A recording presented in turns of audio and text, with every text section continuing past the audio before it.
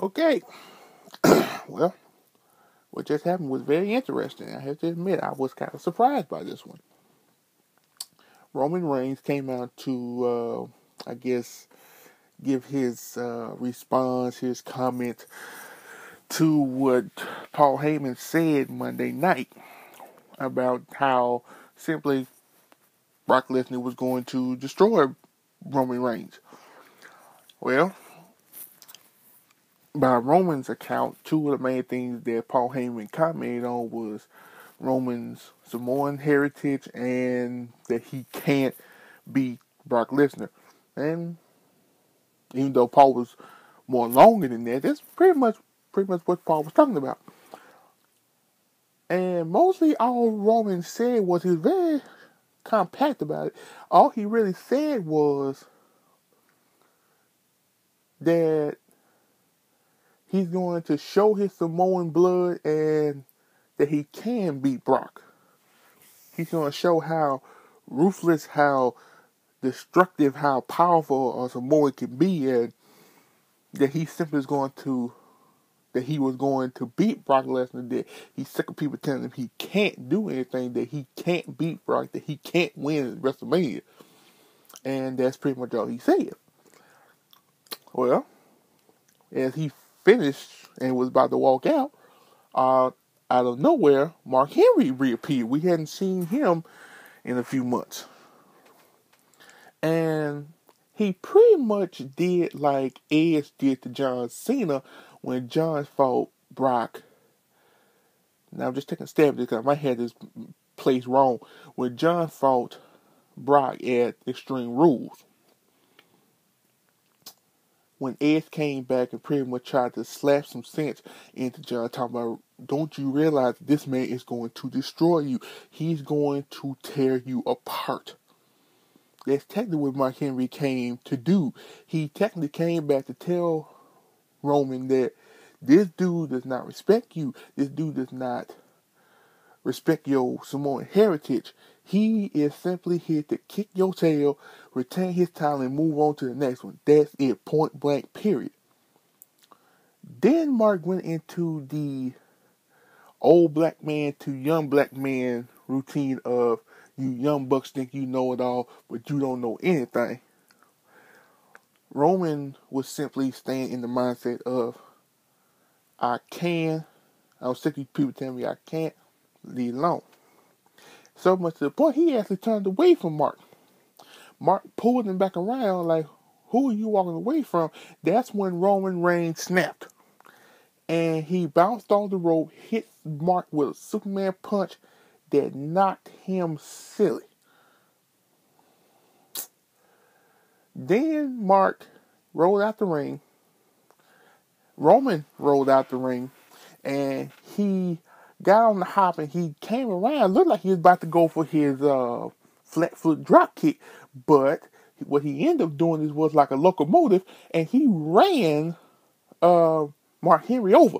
Speared him right through a security wall.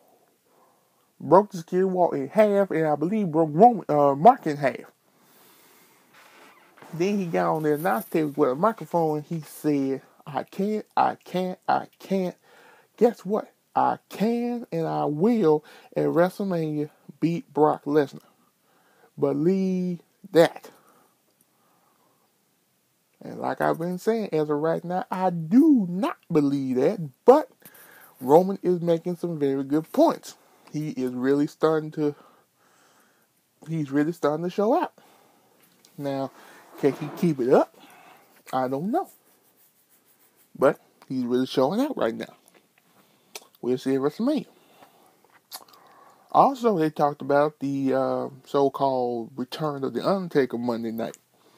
And as I watched the promo they did of it, Bray Wyatt really, really reminds me of an old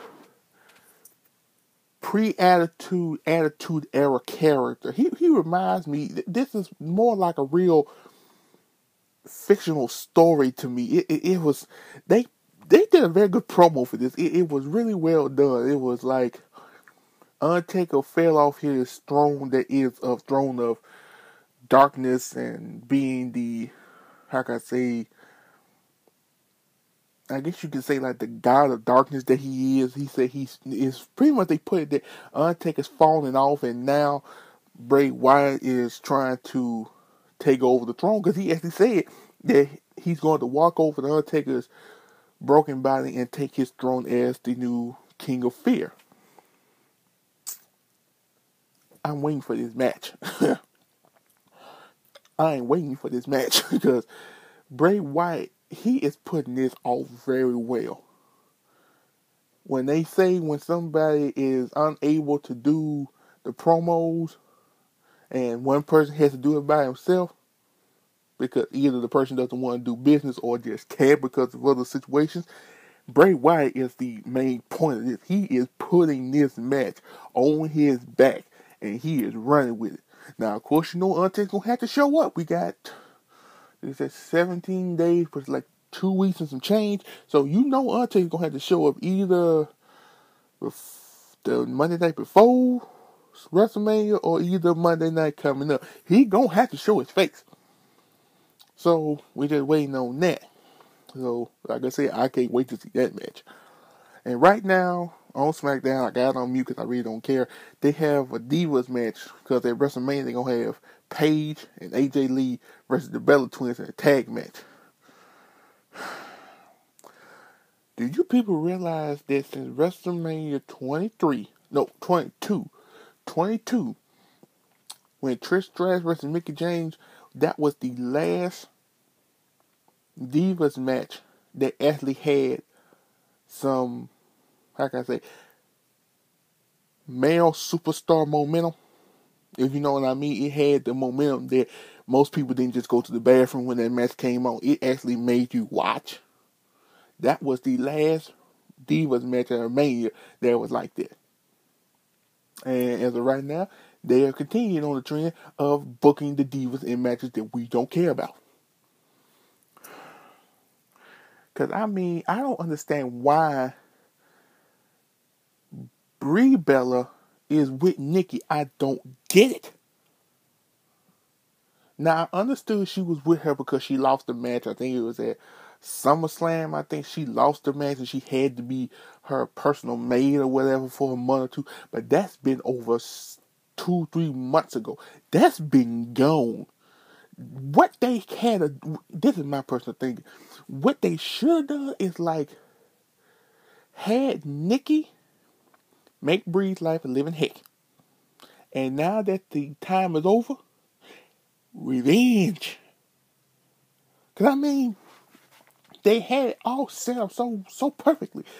The betrayal at I think it was, whatever match it was between Brie and Stephanie. You had the betrayal there. Then I think they had a match afterwards for like the theme music.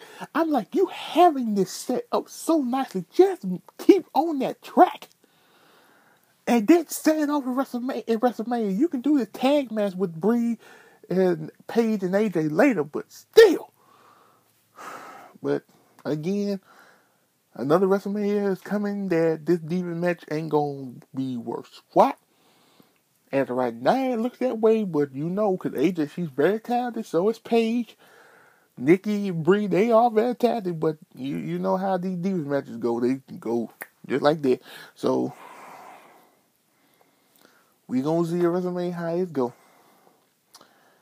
Well, if anything else happens that I'm gonna post on, I will. Like I said, I'm gonna do my post on who I think could come at the Brock Lesnar next at the end of all this. Peace out.